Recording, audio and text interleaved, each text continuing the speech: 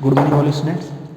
आज अपन स्टार्ट कर रहे हैं थर्ड वीडियो लेक्चर फिजिक्स का, क्लास 12। इससे पहले अपन ने दो वीडियो लेक्चर और बनाए थे।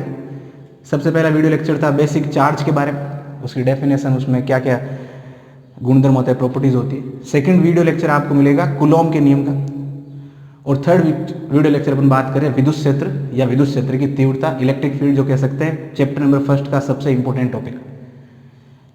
ये टॉपिक पढ़ने से पहले आपको एक एडवाइस रहेगी, आप इससे आगे वाले दोनों जो वीडियो है उसको कंप्लीटली पढ़ें, समझें उनको, तब जाके आपको ये अच्छे से समझ में आएगा।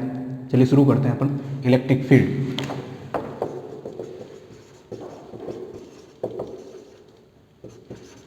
विद्युत क्षेत्र। विद्युत क्षेत्र को पहले डिफाइन कर लेते हैं, होता क्या है। अपने को पता है कोई भी दो चार्ज है, जैसे Q1 और Q2, और दो बिंदु आवेश है, स्थिर बिंदु आवेश, इनके मध्य कुछ दूरी है। तो कूलॉम ने बताया था कि इन दोनों के मध्य एक बल लगेगा, स्थिर वैद्युत बल। वो प्रकृति होगी आकर्षण या प्रतिकर्षण, इन दोनों की प्रकृति पे डिपेंड करेगा किस प्रकृति के। अगर मैं केवल Q1 से अगर बात करें, Q1 से पूछे तो Q1 कहेगा कि मैं इसके ऊपर बल लगाऊंगा Q2 के ऊपर, और Q2 भी बात करेंगे, Q2 बल लगाएगा Q1 के ऊपर।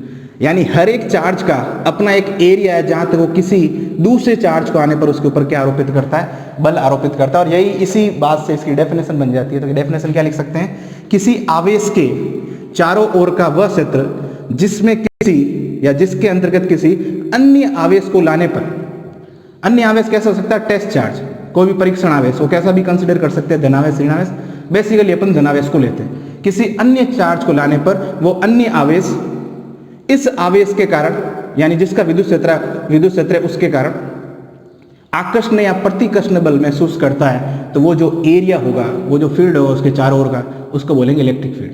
विद्युत क्षेत्र बेसिकली हुआ क्या, किसी भी आवेश के चारों ओर का वह क्षेत्र जिसके अंदर कोई दूसरा चार्ज आएगा या लाया जाएगा, तो वो दूसरा चार्ज क्या करेगा, इस आवेश की वजह से क्या महसूस करेगा, बल महसूस करेगा, उसे कहेंगे इस आवेश का विद्युत क्षेत्र।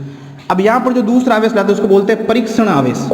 अब परीक्षण आवेश, ध्यान रखना, परीक्षण आवेश है क्या, एक टाइप का।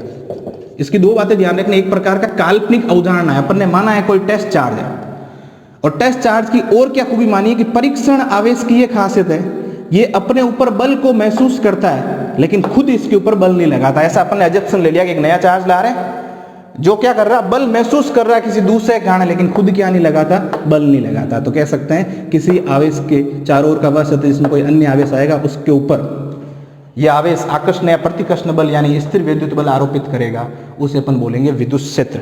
यह डेफिनेशन हो गई, आप लिख सकते हो आराम से।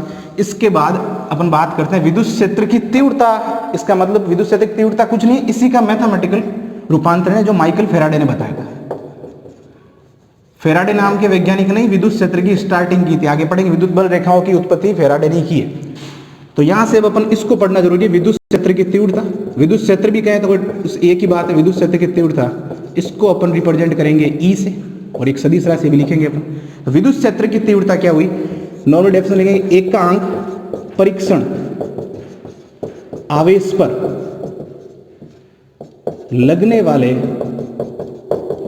बल को, एकांक परीक्षण आवेश पर लगने वाले बल को, और यहां बल एक ही इस पूरे चैप्टर में, स्थिर विद्युत बल, लगने वाले बल को क्या कहेंगे, विद्युत क्षेत्र की तीव्रता कहेंगे। विद्युत क्षेत्र की तीव्रता कहलाती है। फॉर्मुलेट करें इसको तो क्या लिखेंगे, E इक्वल टू बल है जो किस पे लग रहा है, एकांक परीक्षण आवेश पर, तो E इक्वल टू मिला F अपॉन Q नोट। ध्यान रखना है Q नोट के बारे में सबको पता होता, लेकिन ये नहीं है Q नोट है क्या। Q नोट एक टेस्ट चार्ज, एक काल्पनिक उदाहरण है जो Q नोट करता है क्या, खुद महसूस करता है बल को लेकिन खुद बल नहीं लगाता। तो equal to F upon Q note. आप नॉर्मली इसके मात्रक निकालना चाहो, नॉर्मल ये न्यूटन, और ये कौन हो गया, कूलॉम, है तो आवेश ही है।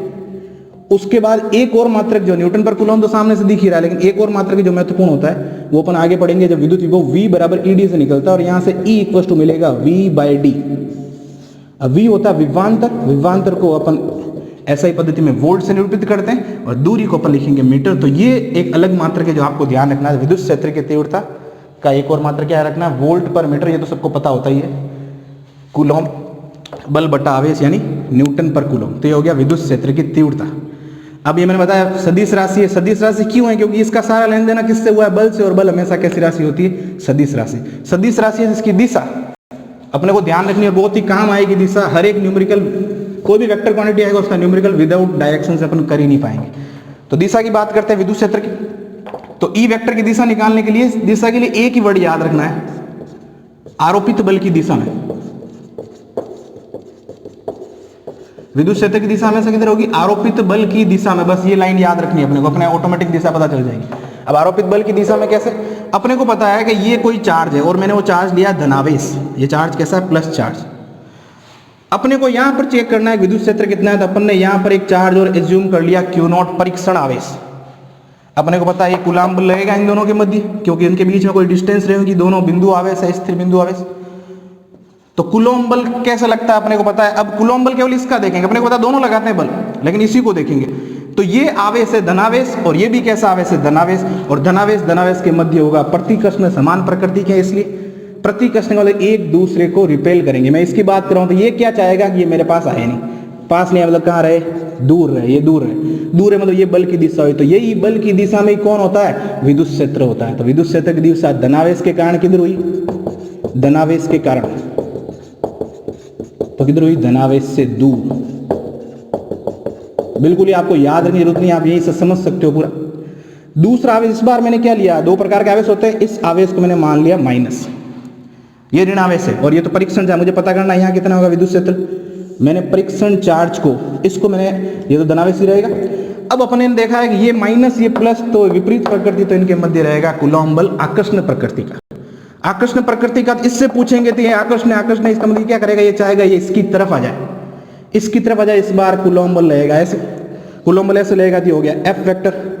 एफ वेक्टर आपको पता है जिधर कूलॉम्ब बल है उधर ही तो कौन है? विद्युत क्षेत्र। तो बताओ ऋण आवेश के लिए विद्युत क्षेत्र कैसे कहेंगे? ऋण आवेश की ओर। तो कह सकते हैं ऋण आवेश के लिए या ऋण आवेश के कारण विद्युत क्षेत्र किधर होगा? ऋण आवेश की तरफ, टुवर्ड्स द नेगेटिव चार्ज, ऋण आवेश की तरफ।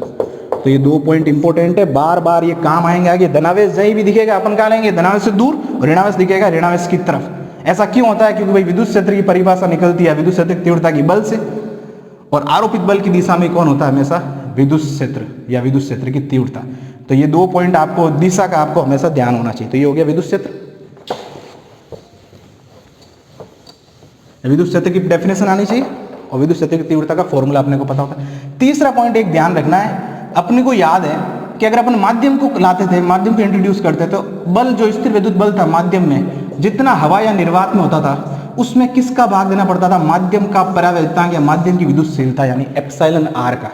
यानी 1/एप्सिलॉन भाग देते तो वैल्यू कम होती है। यानी अपने को पता है स्थिर विद्युत बल का मान निर्वात या वायु की तुलना में क्या हो जाता है? कम हो जाता है। तो सिमिलर ये भी इसके विद्युत क्षेत्र के साथ भी होने वाला है। आपको विद्युत क्षेत्र को बल ही पढ़ना है और कुछ नहीं है, बस आवेश का भाग दे देना, इससे बड़ा कुछ नहीं विद्युत क्षेत्र। तो यहां से ई में बात कर रहा हूं किसी माध्यम के अंदर, तो वो भी सेम रहेगा। ई किसके अंदर? निर्वात के अंदर, और उसमें किसका भाग लग जाएगा?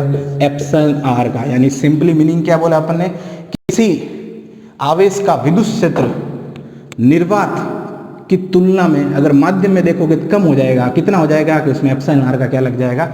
भाग लग जाएगा। एप्सिलॉन आर आपको पहले ही पता है क्या होती है? माध्यम का परावैद्युतांक या माध्यम की वैद्युतशीलता या माध्यम की परावैद्युतता। तो ये पॉइंट आपको याद रखना है। अब एक नॉर्मल फॉर्मूला एक और यूज करता है, इसको बोलते हैं बिंदु आवेश के कारण, बिंदु आवेश के कारण विद्युत क्षेत्र की तीव्रता। अपने को इलेक्ट्रिक फील्ड इंटेंसिटी फाइंड करनी है, विद्युत क्षेत्र की तीव्रता, वो भी किसके कारण? बिंदु आवेश के कारण। बिंदु आवेश मतलब एक पॉइंट है। अब मुझे निकालना, जैसे मैंने मान लिया क्यू चार्ज, वो कैसा भी धनावेश ऋणावेश कुछ भी हो सकता है। मुझे पता करना है कि इस आवेश का किसी पॉइंट P पर, जैसे r दूरी हो गया, ये पॉइंट है P, यहाँ पर कितना विद्युत क्षेत्र होगा? विद्युत क्षेत्र का परिमाण कितना होगा? कितनी वैल्यू होगी? अपने को पता है इसका विद्युत क्षेत्र होगा, और किस वैल्यू का उसको चेक करते हैं। तो मैंने इसके लिए मैंने क्या किया, यहाँ पर एक बिंदु P जहाँ पे अपन इंटरेस्टेड है, जहाँ पर विद्युत क्षेत्र की तीव्रता निकालना चाहते हैं, उस पॉइंट पर मैंने एक चार्ज कंसिडर कर लिया Q नॉट, यानी वही परीक्षण धनावेश जो क्या करता है? महसूस करेगा बल को, खुद नहीं बल लगाता।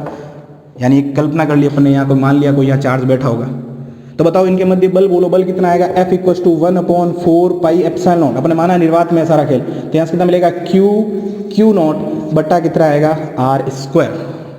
कूलॉम्ब के नियम के अकॉर्डिंग ये होता है बल का परिमाण, स्थिर विद्युत बल। अब मुझे बताइए विद्युत क्षेत्र की तीव्रता क्या कहती है? अभी पढ़िए, E = क्या कहेगा?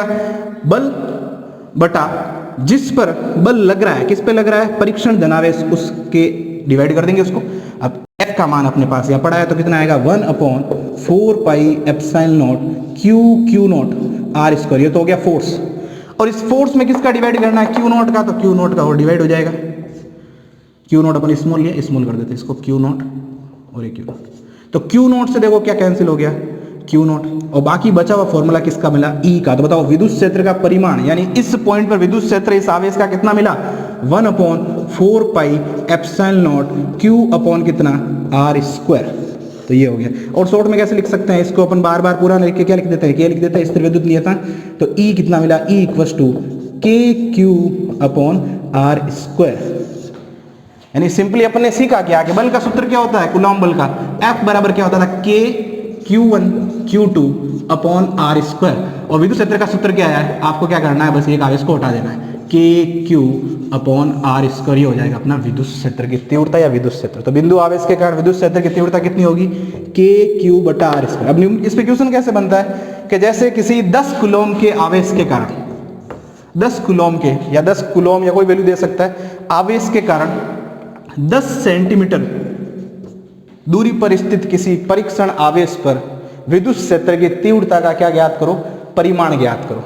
तो अपने को पता है 10 सेंटीमीटर की दूरी होगी, यहाँ पर P अपन यहाँ कंसीडर कर लिया, आवेश अपने को गिवन है 10 कूलॉम, इसका कितना विद्युत क्षेत्र होगा तो अपन लिखेंगे ई वेक्टर क्या आएगा, K Q बटा आर स्क्वायर, और K अपने को पता है 9 × 10 की घात 9, Q का मान अपने को पता है 10, और R कितना है 10 सेंटीमीटर, सेंटीमीटर को अपने को चेंज करना पड़ेगा मीटर में, 10 × 10⁻², और उसका क्या करना है स्क्वायर। आप इसको सोल्व आउट कर लोगे तो आपको आंसर मिल जाएगा वोल्ट पर मीटर या न्यूटन पर कूलॉम में।